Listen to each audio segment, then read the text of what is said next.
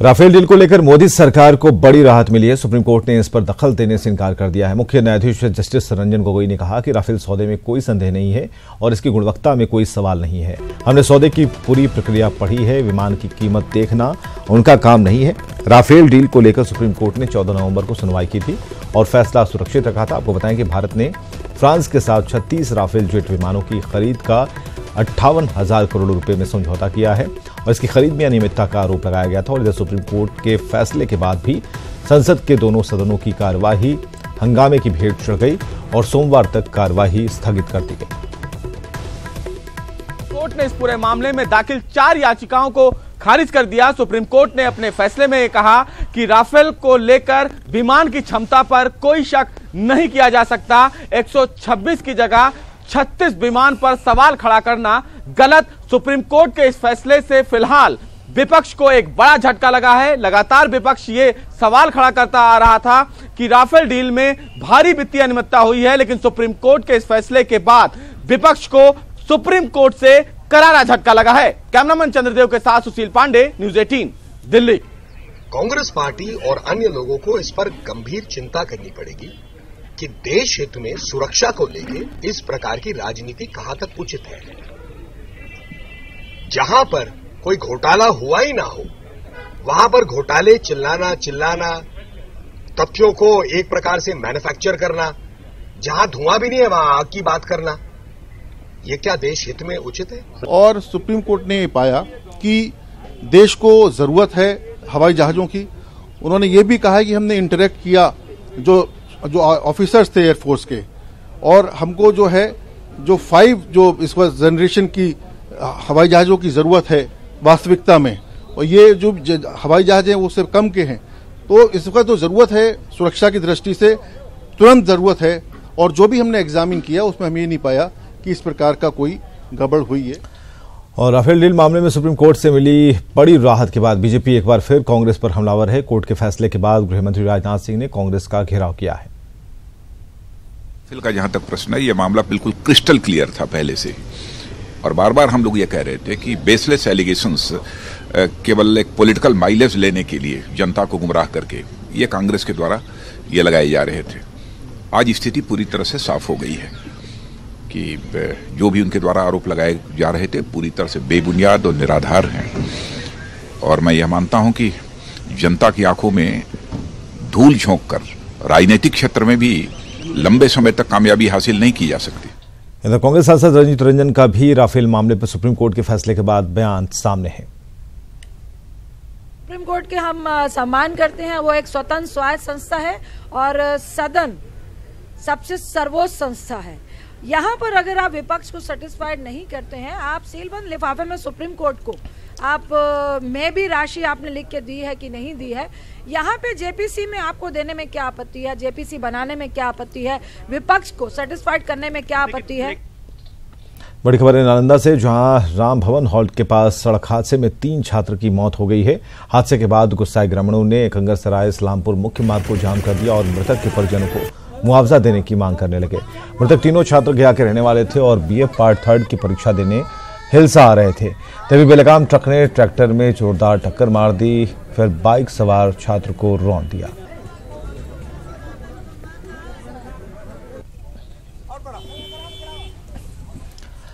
अब जिस खबर को हम दिखाने जा रहे हैं वो खबर हर अभिभावकों को देखनी चाहिए। नवादा में पटना रांची NH31 पर केना मोड़ के पास स्कूली बच्चों से भरा ऑटो पलट गया और इस दुर्घटना में एक बच्चे की मौके पर मौत हो गई, जबकि 6 बच्चे गंभीर रूप से जख्मी हो गए हैं। घायल बच्चों का इलाज अस्पताल में चल रहा है। बताया जा रहा है कि स्कूल जाने के लिए बच्चे जिस ऑटो में सवार हुए थे उसका ड्राइवर शराब के नशे में था। बच्चों ने उससे टोका भी, लेकिन शराब पीकर ऑटो चलाने से वो बाज नहीं आया। दुर्घटना के बाद ऑटो चालक गाड़ी लेकर फरार हो गया।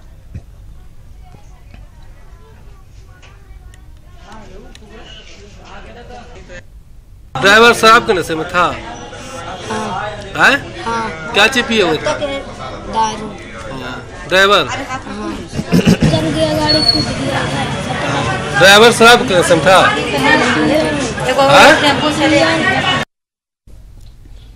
चलिए खबर पटना सिटी से है, जहां आलमगंज थाना क्षेत्र के दुर्गाचरण लेन के नाले से शव मिलने से इलाके में सनसनी फैल गई।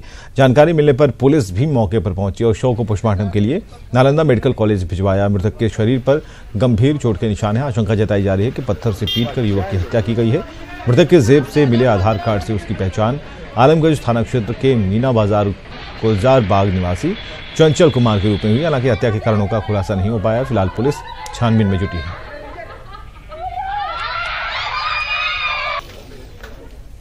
सऊदी अरब में शुक्रवार को भारत के एक युवक को गोली मारकर उसकी हत्या कर दी गई। युवक का नाम इंतजार मियां है, जो बेतिया के बानू छावर मोहल्ले का रहने वाला था और सऊदी अरब में अल्फाज कंपनी में ड्राइवर की नौकरी करता था। साथ में काम करने वाले दोस्तों ने हत्या की सूचना फोन से परिजनों को दी है। खबर मिलने के बाद से घर वालों का बुरा हाल है। परिजनों ने सरकार से मांग की है कि शव को भारत लाया जाए ताकि अंतिम संस्कार हो पाए। आपको बताएं कि इंतजार 3 साल पहले नौकरी करने सऊदी अरब गया था, तब से वहीं था। भाई अल्फाज कंपनी में 3 साल से काम कर रहे थे और उसको अपराधियों ने घेर के गोली मार दिया है सऊदिया अल्फाज कंपनी में नजरान में। और 3 साल हो गया काम करते, अभी तक छुट्टी नहीं है। उसके भी बच्चा तड़प रहा, रो रहा। बिहार सरकार और स्थानीय सांसद से गुजारिश है कि इस पर उचित कार्रवाई करते हुए उसके डेड बॉडी को हमें सौंपा जाए कि हम उसका दाह संस्कार कर सकें। और खबर आरा से, जहां उद्वंत नगर थाना क्षेत्र के बकरी गांव में धान कटने विवाद में 2 पक्षों में मारपीट हुई, रोड़ेबाजी हुई, कई राउंड फायरिंग की गई। फायरिंग के बाद हथियार लहराते वीडियो भी सामने आया। इसमें एक पक्ष के 2 लोग खुलेआम हथियार लहरा रहे हैं। दोनों पक्ष में पिछले कई दिनों से धान काटने को लेकर विवाद चल रहा था और इधर मारपीट और रोड़ेबाजी में 4 लोग घायल हो गए।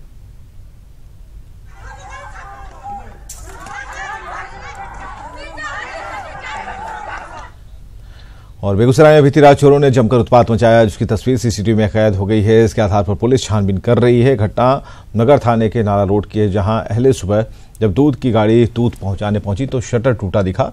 इसके बाद दुकानदार को सूचना दी गई। पीड़ित दुकानदार के मुताबिक 4000 नकद और 21 चांदी के सिक्के के साथ चोर लाखों रुपए के सामान लेकर फरार हो गए। का एक बंडल था, 21 को चांदी का सिक्का, थैली में दिवाली का पूजा जो करते हैं सिक्का था, और एक झोला में परफ्यूम का रेक खाली कर दिया, परफ्यूम ले लिया। परफ्यूम करीब 15,000 रुपये लगभग था। तो चांदी के एक सिक्के के लिए मासूम आलम की हत्या के विरोध में आक्रोशित लोगों ने NIT मोड़ के पास सड़क जाम कर हंगामा किया है। हंगामा कर रहे लोगों ने अगजनी की। पीड़ित परिवार को सरकार की तरफ से मुआवजा और सुविधाएं देने के साथ आरोपी को कड़ी सजा देने की मांग की गई। इस मामले का आरोपी चंदन गिरफ्तार किया जा चुका है, लेकिन लोग पुलिस पर इस मामले में लापरवाही के आरोप लगाकर हंगामा कर रहे हैं।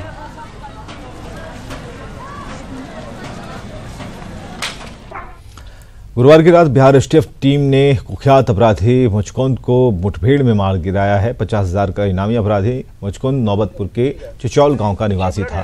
मुठभेड़ के दौरान मुचकुंद और STF की तरफ से करीब 20 राउंड फायरिंग की गई। पुलिस कुख्यात मुचकुंद के साथियों की तलाश में जुटी है। कुख्यात अपराधी मुचकुंद पर पटना के जानीपुर और नौबतपुर के साथ भोजपुर में भी 50 से अधिक आपराधिक मामले दर्ज थे। नौबतपुर थाना अंतर्गत नहर रोड पर STF की टीम, जिसको लीड कर रहे थे श्री DSP अमन कुमार एवं इंस्पेक्टर अर्जुन लाल, उनके साथ अपराधियों के साथ मुठभेड़ हुई। अपराधियों ने उन पर लगातार फायरिंग करना शुरू की। मुठभेड़ में एक अपराधी के मारे जाने की सूचना है, जिसकी पहचान मुचकुंद नाम के क्रिमिनल के रूप में हुई है। वो नौबतपुर का कुख्यात अपराधी है। उस पर जानीपुर, नौबतपुर, आरा और आसपास के इलाकों के करीब 50 से ज्यादा केस दर्ज हैं और 50,000 का इनामी भी है। हमारे जो जवान थे मुकेश, उनकी हत्या के बाद से ही STF को दिया गया था इसके मुचकुंद को गिरफ्तारी के लिए। हमारे IAS साहब इस पर काफी गंभीर थे और कई टीम बनाई गई थी और लगातार इस पर छापेमारी कर रही थी। आज भी हम लोग 5-6 जगह छापेमारी की और बच कर निकल गया। लास्ट जो हम लोग को इन्फॉर्मेशन मिली थी उसी सूचना के आधार पर ये जो आपको रूपसपुर नहर है, इसी पर से मुठभेड़ हुई। और कटिहार सदर अस्पताल कमीशन का अड्डा बनता जा रहा है और जब मरीज अवार्ड उठाते हैं तो डॉक्टर साहब मारपीट पर उतर आते हैं। मतलब साफ है कि कमीशन के लिए यहाँ के डॉक्टर्स कुछ भी करने को तैयार हैं। कटिहार सदर अस्पताल में मरीज से तय कीमत से अधिक की वसूली की जाती है। तो चलिए अमित शाह के प्रेस कॉन्फ्रेंस से सीधे जुड़ते हैं। सर्वोच्च अदालत ने राफेल सौदे पर अभी जो जजमेंट दिया है, इसके तथ्यों की जानकारी देने के लिए बुलाई गई है। सबसे पहले मैं सर्वोच्च अदालत के फैसले का स्वागत करता हूं। आज सत्य की जीत हुई है। आजादी के बाद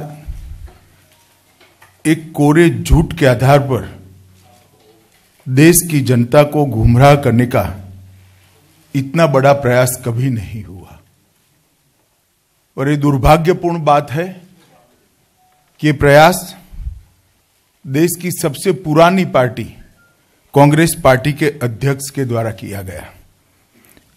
कांग्रेस अध्यक्ष ने अपने और अपनी पार्टी के तत्काल फायदे के लिए झूठ का सहारा लेने की एक नई राजनीति की शुरुआत की और मैं मानता हूं कि सुप्रीम कोर्ट का आज का जजमेंट झूठे आरोप लगाने की राजनीति के मुंह पर तमाचा है, चाटा है।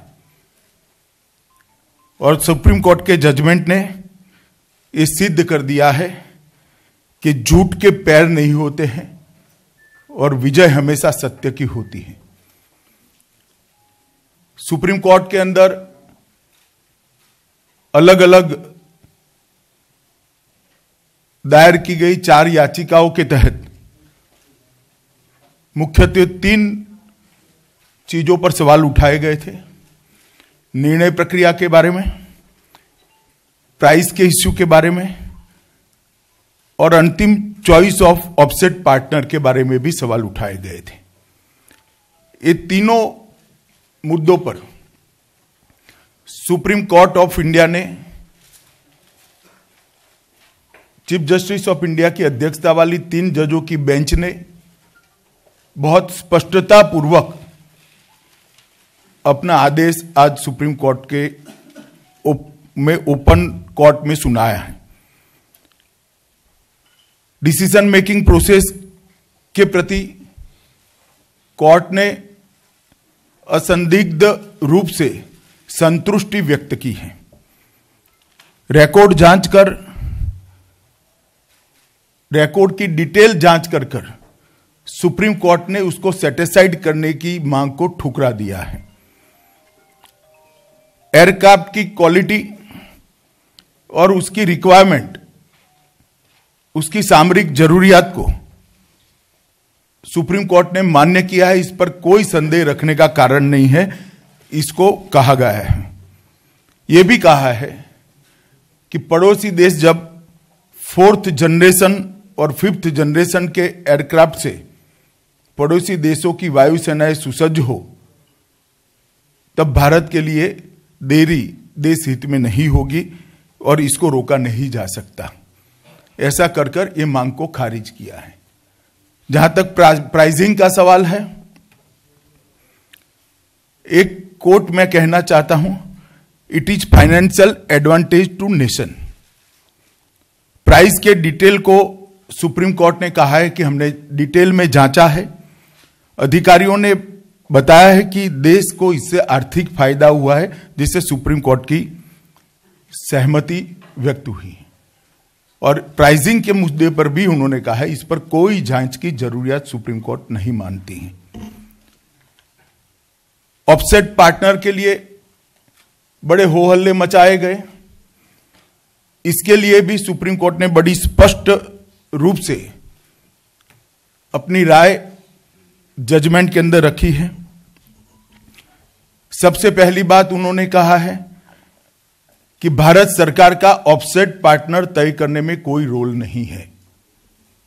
जो आरोप कांग्रेस पार्टी के द्वारा लगाए जाते हैं, मैं मानता हूं आरोप लगाने वालों के मुंह पर यह चाटा है। दूसरा कहा है, the court held that this is not a case of commercial favouritism by government of India. किसी को आर्थिक फायदा पहुंचाने का कोई भी तथ्य सामने नहीं आया है। इससे भी सारे के सारे आरोप निरस्त होते हैं। अंत में उन्होंने कहा है, अखबारी निवेदनों के आधार पर और बनाए गए परसेप्शन के आधार पर कोर्ट कोई फैसला नहीं कर सकती, कोर्ट तथ्य के आधार पर आगे बढ़ सकती है और इसलिए कोर्ट को इसमें दखल करने का कोई जरूरियत नहीं लगती है। जिन लोगों ने भी इस मामले पर अब तक देश की जनता को गुमराह करने का प्रयास किया है, मुख्यत्वे कांग्रेस अध्यक्ष श्री राहुल गांधी जी ने देश की जनता की और देश की सेना की माफी मांगनी चाहिए कि उन्होंने सेना के जवानों के अंदर संदेह खड़ा करने का भी प्रयास किया है और देश की जनता को भी गुमराह करने का प्रयास किया है। देश की सुरक्षा के लिए जरूरी एयरक्राफ्ट खरीदने की प्रक्रिया को रोककर देश की सुरक्षा को भी उन्होंने खतरे में डालने का प्रयास किया है। इसलिए श्री राहुल गांधी जी ने देश की जनता से माफी मांगनी चाहिए। मैं जब सुप्रीम कोर्ट ने इतना सारा स्पष्ट कर दिया है तो मैं श्री राहुल गांधी जी को कुछ सवाल आज पूछना चाहता हूं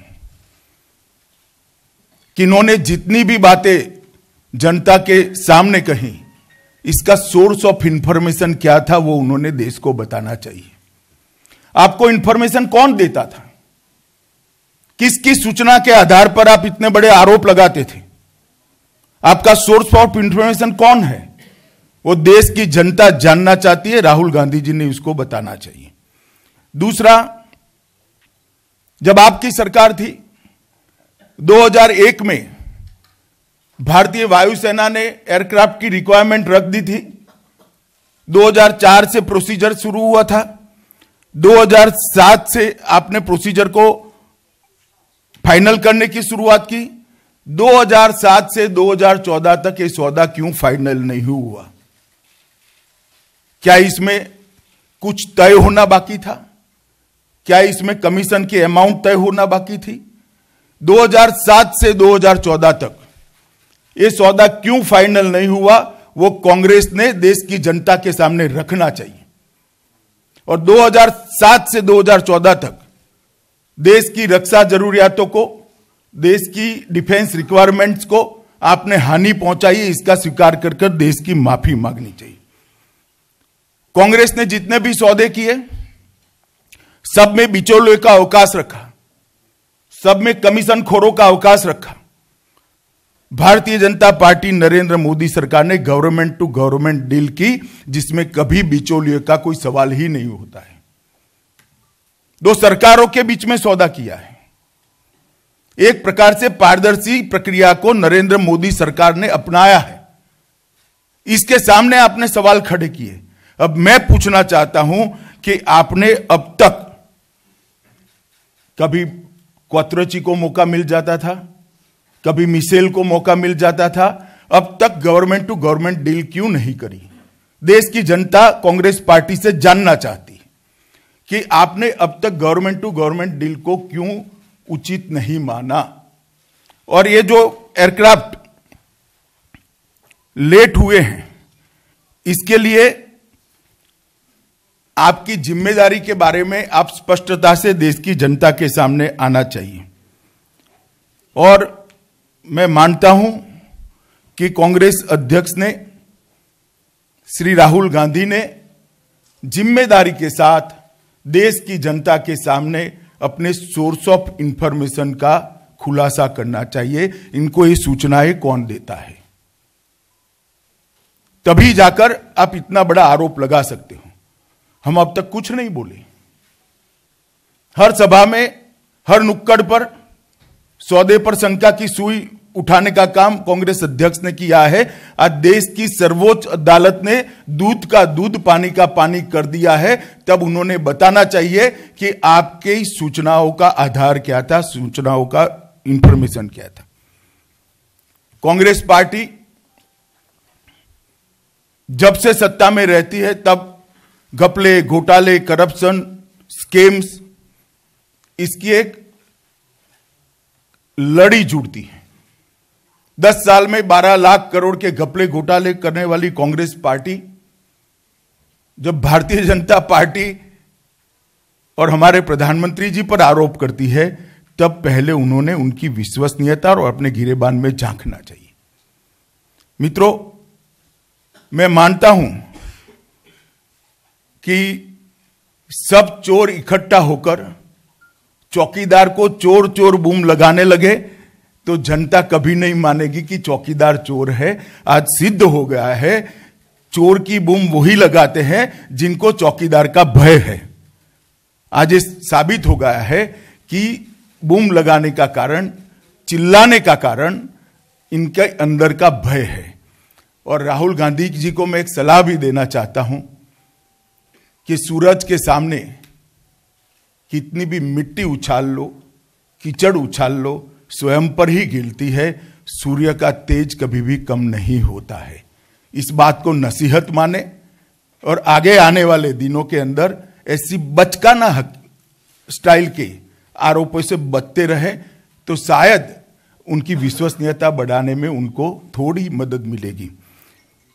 मैं फिर से मीडिया के मित्रों को कहना चाहता हूं, मीडिया का भी दायित्व है। बहुत लंबे समय तक एक गलत आरोप को कांग्रेस बार बार बार बार बार बार रिपीट करती रही है। आज मैं शार्प क्वेश्चन उनको पूछना चाहता हूं कि आपने 2007 से 2014 तक के डील को कंप्लीट क्यों नहीं किया? क्या कारण थे कि डील कंप्लीट नहीं हो पाई? आपने गवर्नमेंट टू गवर्नमेंट डील क्यों नहीं की? और तीसरा, आपका सोर्स ऑफ इंफॉर्मेशन क्या है, वो आपने देश की जनता के सामने सार्वजनिक करना चाहिए। और चौथा, देश की जनता की और देश के सेना की जवानों की आपने करबद्ध माफी मांगनी चाहिए। और मैं मानता हूं ये चारों बातों को मीडिया के माध्यम से जनता में पहुंचाने के लिए आप हमारी सहायता करेंगे, यही आपसे विनंती है। अब आप सवाल पूछ सकते हो। एक मिनट, सबके सवाल दे लेंगे। संजय भाई एक एक नाम बोलेंगे।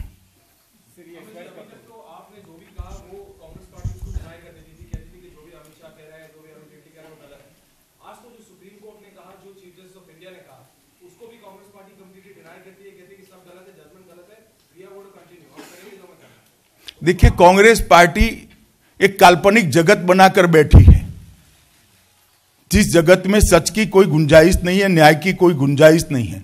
सवाल भी वो खड़े करते हैं, वकील भी वो है, न्यायाधीश भी वो है। अब कांग्रेस पार्टी की तरह से देश नहीं चल सकता। आज वो सुप्रीम कोर्ट ऑफ इंडिया पर सवाल उठा रहे हैं। क्या कहना चाहते हैं? और अगर आपके पास तथ्य थे तो क्यों सुप्रीम कोर्ट को असिस्ट करने के लिए आप कोर्ट के सामने नहीं गए? अब तथ्य निकालने का क्या मतलब है?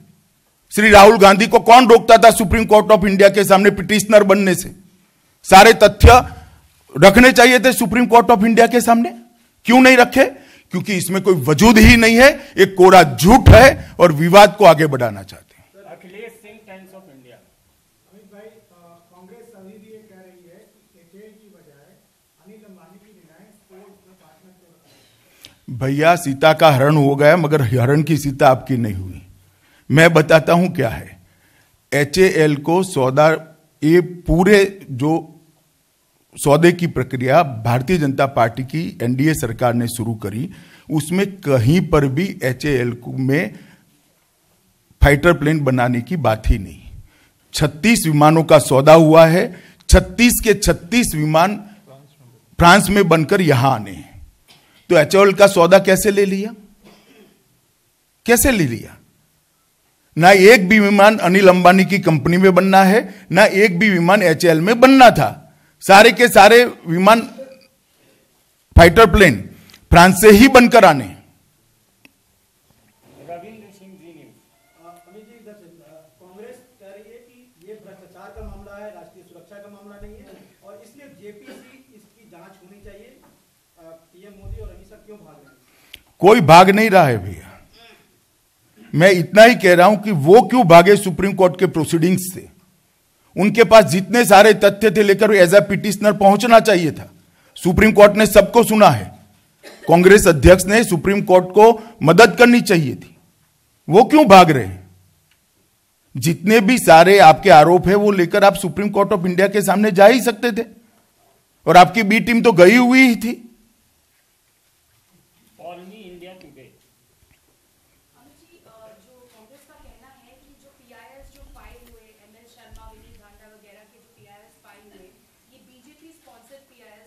प्रशांत भूषण बीजेपी स्पॉन्सर्ड है, आप ऐसा मान सकती है क्या? जो बात आप नहीं मानती वो क्यों पूछ रही है?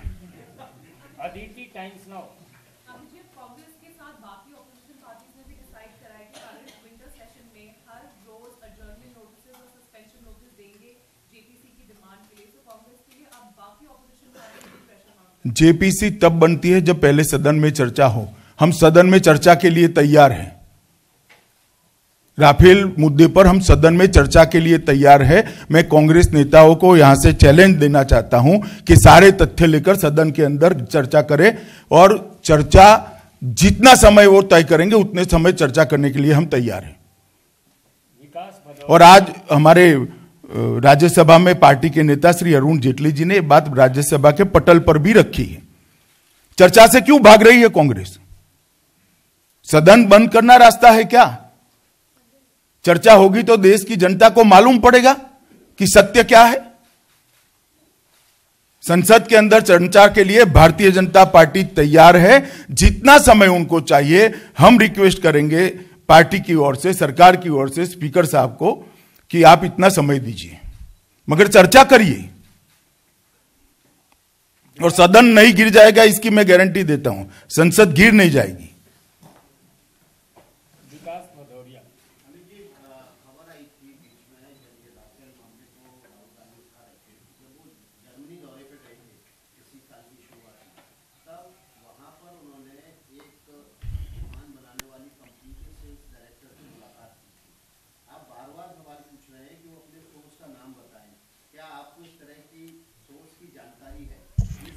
देखिए, मैं राहुल गांधी नहीं हूं कि ऐसे ही आरोप लगा दूंगा।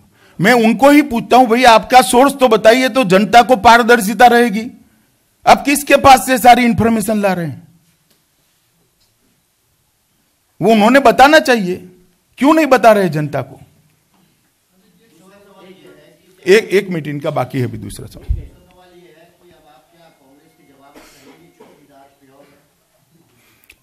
कहने की कोई जरूरत नहीं है। उनके आरोप के बाद भी देश की जनता ने कभी किसी एक क्षण भी भारतीय जनता पार्टी की सरकार और हमारे प्रधानमंत्री नरेंद्र मोदी जी की प्रामाणिकता पर संदेह नहीं किया है। आरोप लगाने के वाले के चरित्र को भी जनता देखती है।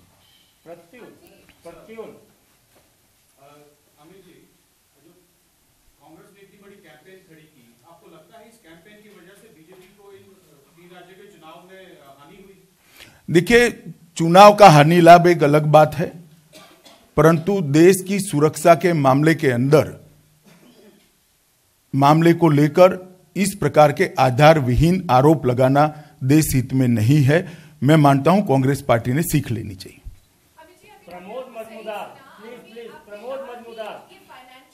अरे भाई पूछ लेना दो ना उनको।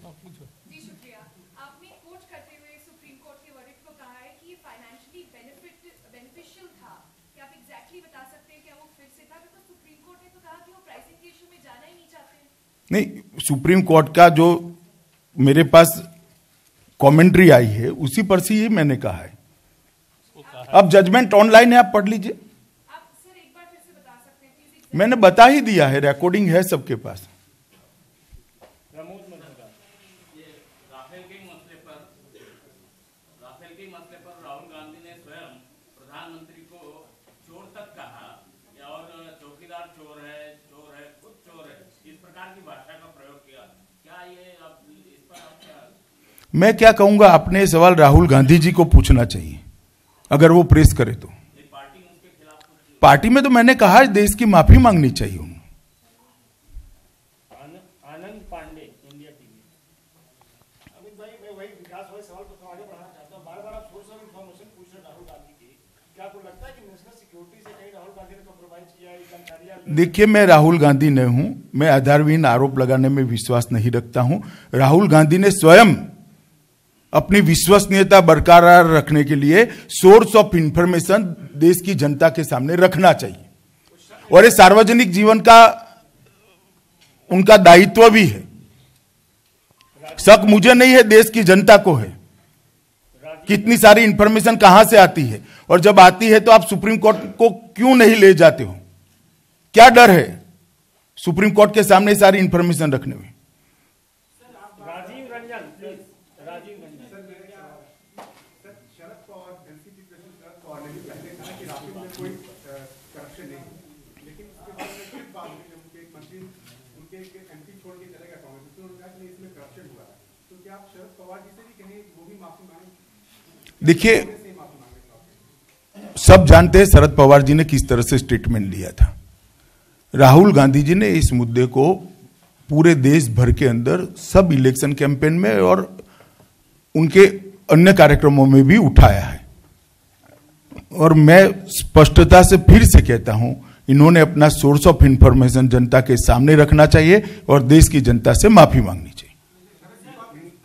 भैया, डिबेट नहीं हो सकती ऐसे।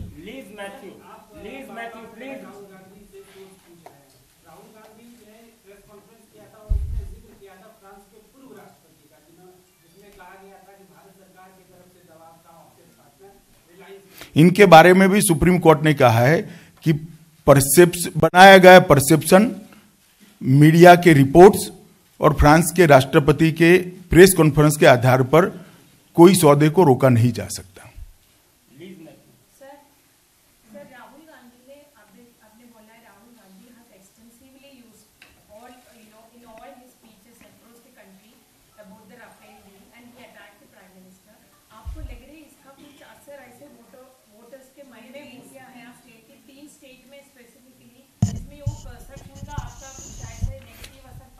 देखिए, इसकी कोई ऐसे एग्जैक्ट एनालिसिस करने की सिस्टम नहीं होती है पोल की, मेरे जानकारी में तो नहीं है, होगी तो भी। परंतु मैं मानता हूं कि भारतीय जनता पार्टी के लाभ हानि से ज्यादा देश की सेना के मॉरल को उन्होंने हानि पहुंचाने का प्रयास किया है, और ये देश की सुरक्षा के लिए ठीक नहीं।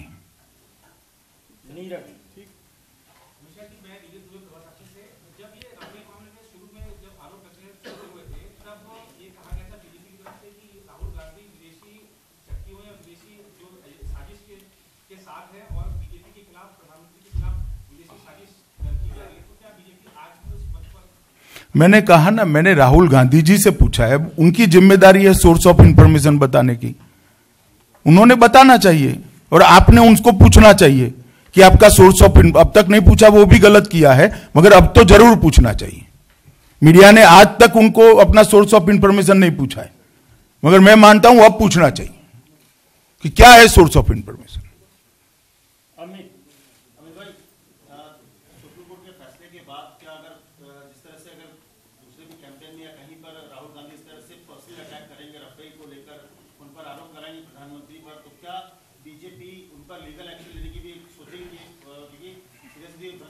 नहीं नहीं भाई, झूठ बोलने की सबको छुट्टी है, इसमें क्या लीगल एक्शन लेना। अमित भाई, आप भी बोल सकते हो। हम इतने कड़े नहीं है, झूठ बोलने की सबको छुट्टी है।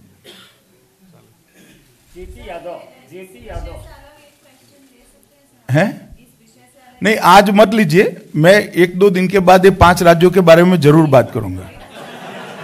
आज मैं इसी को डाइल्यूट करना नहीं चाहता। मैं समझ रहा हूं आप क्या पूछना चाहती है, और मुझे बताना भी चाहिए, मगर 1-2 दिन के बाद, शायद आज ही करना था, मगर सुप्रीम कोर्ट ने आज ये फैसला दे दिया। मैंने कल ठाकुर साहब को बताया भी था। नहीं, बहुत सारे लोगों ने पार्टी में से प्रतिक्रिया दी है, तीनों राज्यों के मुख्यमंत्रियों ने भी दी है। मैं अध्यक्ष हूं, मैं दूंगा भैया, आप चिंता मत करिए।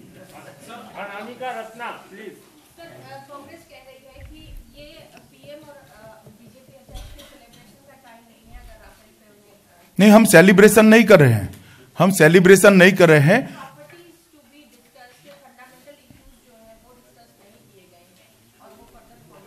नहीं, मैं वही कह रहा हूं ना कि जो इश्यू को वो डिस्कस करना चाहते थे वो लेकर क्यों सुप्रीम कोर्ट के सामने नहीं गए? वो जाना चाहिए था ना। देश का सबसे बड़ा न्यायिक फोरम है, जो फंडामेंटल इश्यूज उनको डिस्कस करने थे वो वहां हो ही सकते थे।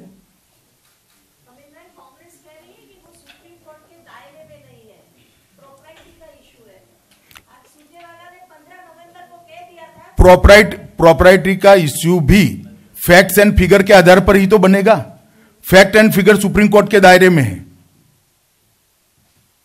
आज उनकी प्रॉपर्टी सुप्रीम कोर्ट ने तय कर दी। प्रॉपर्टी का इश्यू भी तभी बनता है जब तथ्यों के आधार पर कोई बात निकल कर आती है।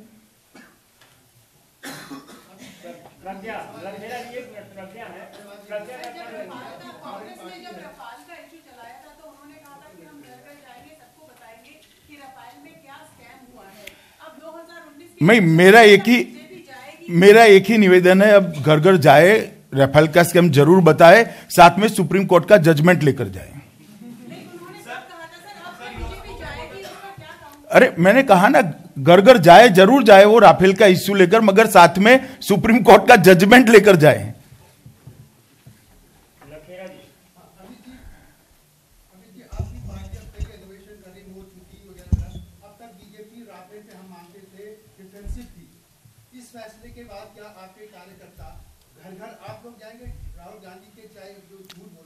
कोई जाने की जरूरत नहीं, आप जरा ठीक से इसका प्रसिद्धि कर दीजिए। आज जो मैं बोला हूं पहुंच ही जाएगा सबके पास। मेघा प्रसाद,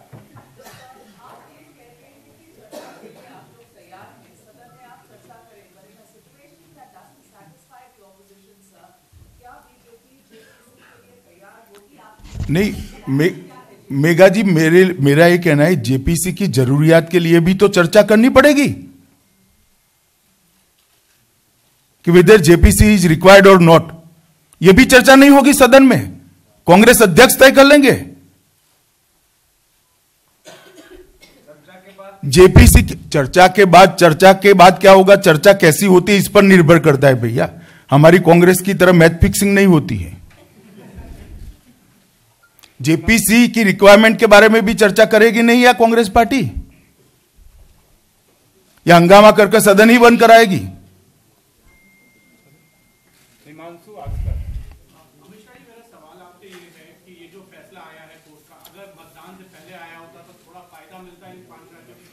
मैं अभी भी कहता हूं, राजनीतिक नफा नुकसान बहुत बड़ी बात नहीं होती है। देश के सेना के जवान -43 डिग्री टेम्परेचर के अंदर और 43 डिग्री टेम्परेचर के अंदर सेना सरहद पर खड़े रहकर सीमाओं की सुरक्षा करते हैं। उनके मॉरल की नुकसान करने का, उसके मॉरल को तोड़ने का अधिकार किसी को नहीं।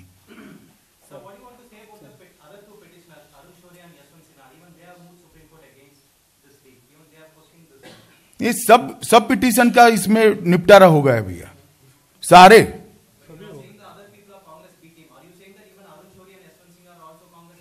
देखिए, कॉज जब कॉमन होता है तब बी टीम ऑटोमेटिकली बन जाती है।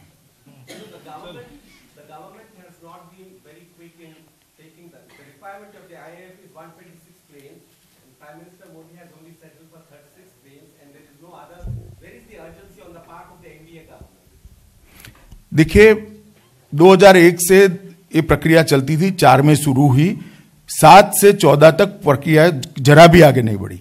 हमने 2 स्क्वाड्रन खरीदे, 2 स्क्वाड्रन के लिए सौदा किया है, हमने कुछ आगे बढ़ाया है। अब आगे पर बाकी सारी रिक्वायरमेंट और यहाँ के फाइटर आने के बाद इस पर भी फैसला करेंगे। बहुत बहुत धन्यवाद। धन्यवाद मित्रों।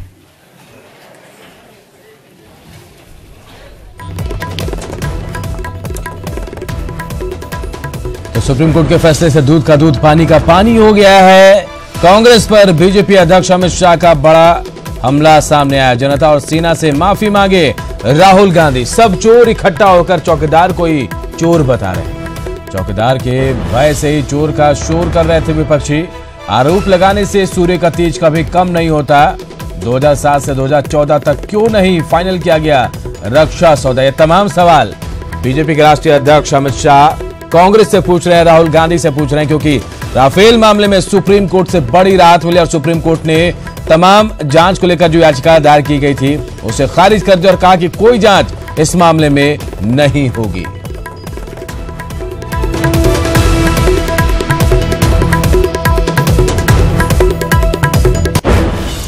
तो राफेल मामले पर केंद्र सरकार को सुप्रीम कोर्ट से बड़ी राहत मिली है। सुप्रीम कोर्ट ने राफेल विमान सौदे पर सभी अर्जी को खारिज कर दी है। सीजेआई सहित 3 जजों के खंडपीठ ने एक मत से यह कहा कि यह प्रक्रिया से वो संतुष्ट हैं और इसमें कोई विशेष कमी नहीं रही। जज ने कहा कि भारत को विमान की जरूरत है और विमान की क्षमता पर कोई शक नहीं है।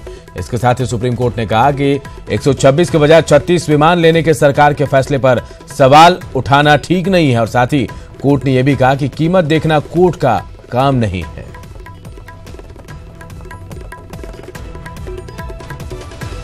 पार्टी और अन्य लोगों को इस पर गंभीर चिंता करनी पड़ेगी कि देश हित में सुरक्षा को लेकर इस प्रकार की राजनीति कहां तक उचित है।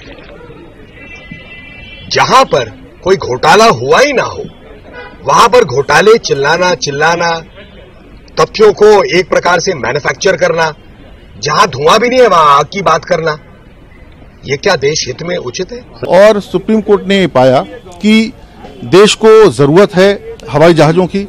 उन्होंने ये भी कहा है कि हमने इंटरेक्ट किया जो ऑफिसर्स थे एयरफोर्स के, और हमको जो है जो 5 जो इस वक्त जनरेशन की हवाई जहाजों की जरूरत है वास्तविकता में, और ये जो हवाई जहाज हैं वो उससे कम के हैं। तो इस वक्त जो जरूरत है सुरक्षा की दृष्टि से तुरंत जरूरत है, और जो भी हमने एग्जामिन किया उसमें हम ये नहीं पाया कि इस प्रकार का कोई कि राफेल का जहां तक प्रश्न है, यह मामला बिल्कुल क्रिस्टल क्लियर था पहले से, और बार बार हम लोग ये कह रहे थे कि बेसलेस एलिगेशंस केवल एक पॉलिटिकल माइलेज लेने के लिए जनता को गुमराह करके ये कांग्रेस के द्वारा ये लगाए जा रहे थे। आज स्थिति पूरी तरह से साफ हो गई है कि जो भी उनके द्वारा आरोप लगाए जा रहे थे पूरी तरह से बेबुनियाद और निराधार हैं, और मैं यह मानता हूं कि जनता की आंखों में धूल झोंक कर राजनीतिक क्षेत्र में भी लंबे समय तक कामयाबी हासिल नहीं की जा सकती। और इधर राफेल डील पर केंद्र सरकार को क्लीन चिट मिलने के बाद सीएम रघुवर दास ने भी ट्वीट किया। रघुवर दास ने कहा कि सुप्रीम कोर्ट ने भी मान लिया कि राफेल सौदे में कोई गड़बड़ी नहीं हुई है। झूठ होता है और बार बार दुष्प्रचार करने से सच नहीं हो जाता है। आखिरकार सच्चाई सामने आ गई। रघुवर दास ने कांग्रेस पर हमला बोलते हुए कहा कि कांग्रेस का इतिहास झूठ की खेती करना और घोटाला करना है। राफेल डील का सच सामने आ गया है, सत्यमेव जयते। और इस बुलेटिन में इतना ही, लेकिन बिहार की बाकी खबरों को देखने के लिए आप लॉग इन कर सकते हैं हमारी वेबसाइट news18bihar.com पर। नमस्कार।